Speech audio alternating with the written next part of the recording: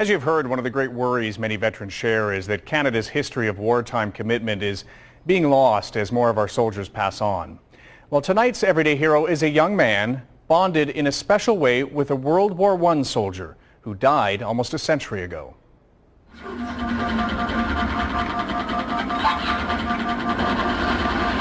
These are the kind of battle-tested heroes of most young Canadians, the kind that can blast aliens with a twitch of the thumb.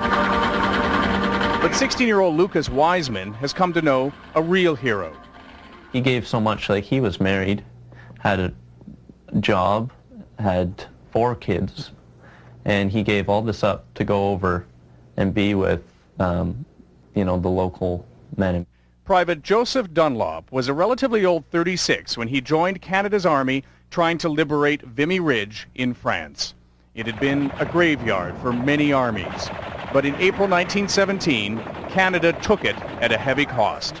More than 10,000 soldiers killed and wounded. I think all of those, everyone who participated, who helped out, who volunteered, who enlisted, every one of those people were heroes for what they did and how they helped Canada in the First World War. For the past 5 years, Lucas has studied all he can about Vimy. The source of his fascination, April 9th, the day the battle began, is Lucas's birthday. It is also when Private Dunlop was wounded. And he discovered in an online archive that day had one more amazing significance. When I found out his birthday was on April 9th, 1880, the same as mine, and the same as the Vimy Ridge assault, which he participated on.